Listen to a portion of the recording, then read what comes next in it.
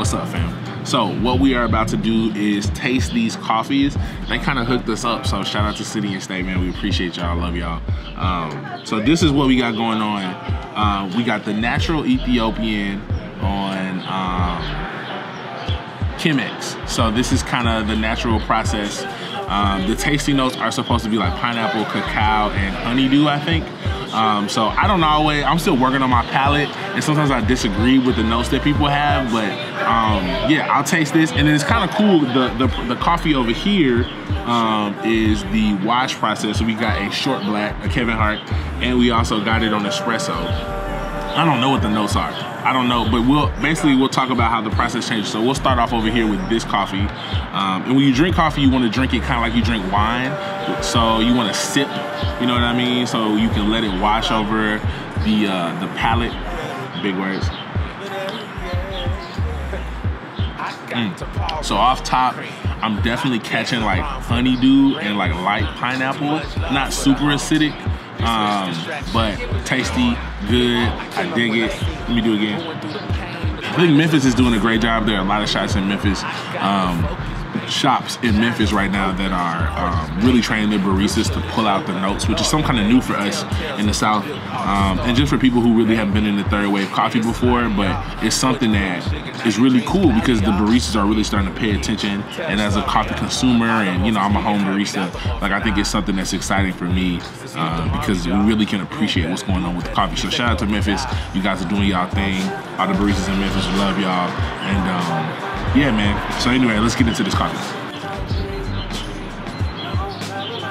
Yeah, there's definitely like a real like jammy, almost like Starburst candy like note.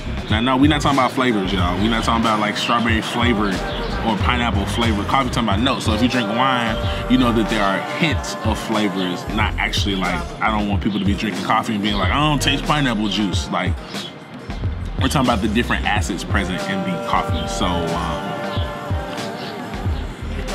yeah, definitely got pineapple right there. I'm not getting the cacao as much. A lot of times cacao nibs can be like real bitter.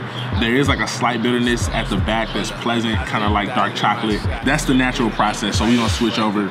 This is the long black. I'm gonna start, or the short black, the Kevin Hart. Y'all, somebody should name it the Kevin Hart. That's kind of racist though. If you're not black, you should name it the Kevin Hart. Wow. Okay, yeah, so this is really different than the other coffee. I'm gonna hold them up. So this is the natural Ethiopian. This is the washed Ethiopian. I'm actually getting more of like a pleasant, really intense acidity off of this. Now, part of it is because espresso is really concentrated coffee.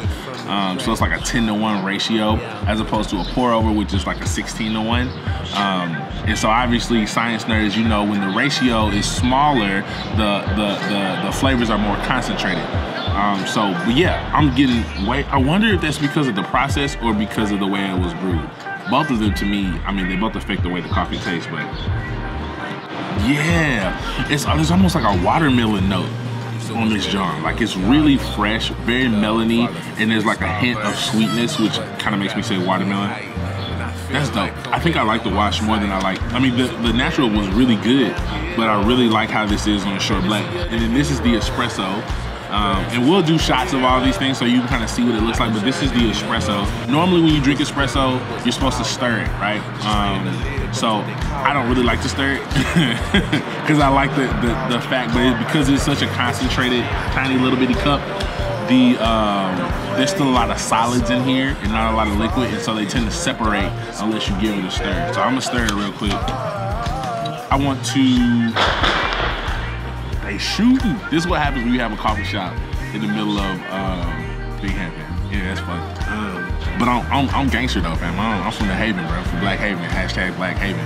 So I ain't never scared, fam. We ain't never scared. So anyway, back to this coffee blend. This is the espresso. I'm about to take a sip. I stirred it. Ooh. Yeah, there's that same like watermelon, really intense like watermelon lime acidity, and it's more intense in this. I should have drank this first because it's getting a little cold. Yeah, man, that's really good. Really fruity, really fresh. I'm digging it a lot. So, okay, favorite process out of all of them kind of have something different. and I would encourage you when you're free to come through and check them out, because each one is unique, and depending on your palate, like you'll like different things. But based on, I love watermelon notes in coffee. That's one of the reasons why I really like small lot coffee from Colombia, natural process from Colombia, because you get these really big strawberry, watermelon, like pink fruit notes. Yeah, that's tight. And then of course, when you switch between, you know, you can cleanse your palate with the seltzer water. You can have a little candy at the end. I say this for my son now. All right, cool. So that's all of that. We did the tasting. That's good. Shout out to Anchorhead Coffee, man. Appreciate you guys for sending your coffee to Memphis. Really like what you guys got going on. Be sure to follow them on Instagram. They're cool, man. This episode is all about process, and I talked earlier about the process that a coffee goes through and how they can affect flavor. I think that's important. I'll post a link in the description if you want to learn more about processing besides just natural and washed. But I also want to talk about how processing is important for people and community. So this episode, we spent a lot of time in Binghamton, which is a community that's going through a lot of different processes. In a lot of ways, I feel like Binghamton represents Memphis, or it's representative of Memphis, because Binghamton started out, it was initially a white community.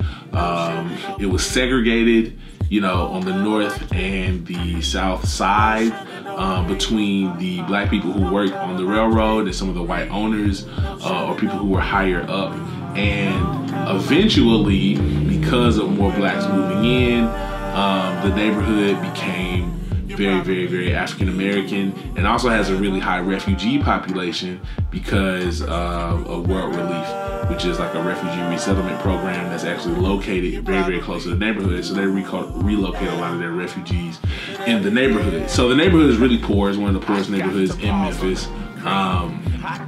And there's recently been a big resurgence of business on one particular street called Bride. And so as people who care, as people who brew better, as people who are trying to be loving people, loving human beings, it's something for us to think about. It's like this community is going through a process, and it's very easy when you're going through a process to not lean into it and try to skip ahead. And one thing that I think is really important, and one thing I love about coffee in Memphis, is that people who are doing coffee in Memphis really embrace the communities they're in, and they're trying to find ways to serve and be a part of it, instead of trying to fast forward to this really gentrified result or end result that's cool and hip and chic. Like, people in Memphis are being platformed in local coffee shops. And I think that's really important, because coffee can be a great way to serve a community, to host a community, to be a part of a community, but it also can be a big force for gentrifying. It can be a big force for adding sugar and cream into the natural process that God is creating in people that's already established in the neighborhood. And so I really want us to continue, as you guys drink your coffee black, as you guys think about what it means to do that, not just in coffee, but also in life.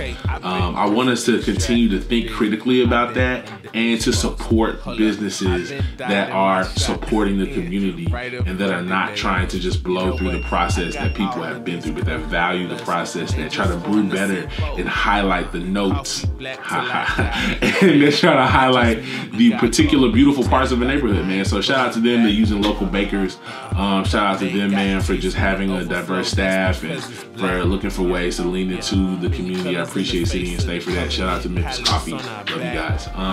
And so that's just something I want us to keep thinking about. But I also think it's important for more than just communities. Like, as a creative, and I don't even like that word, I consider myself a soul man before I consider myself a creative, because I feel like creatives walk around and they like don't have day jobs and they wear suits all day and they speak in catchy slogans. And I feel like my grandma was a creative, you know what I mean? And she didn't get no credit for it. She just was a woman in the country, but she wrote poems on the side. She was a songwriter. She was a gardener. She was an interior designer, but she never got paid for that stuff. Nobody interviewed her on a podcast, you know. She just had soul. I mean, you got soul in shows and everything.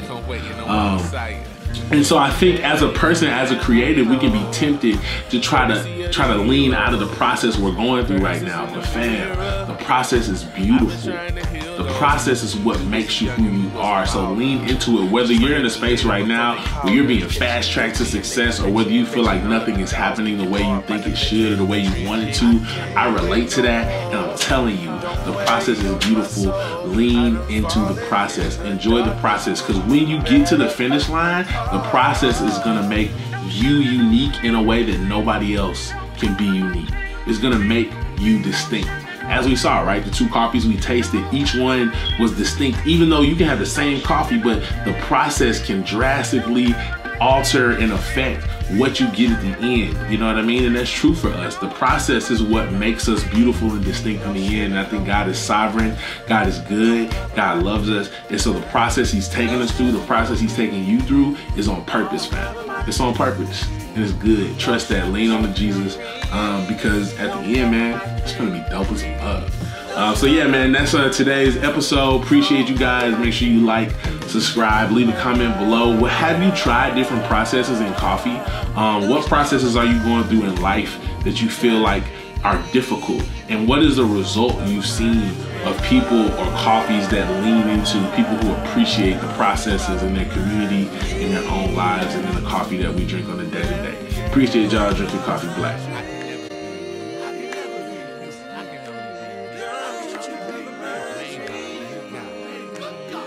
Let me show you his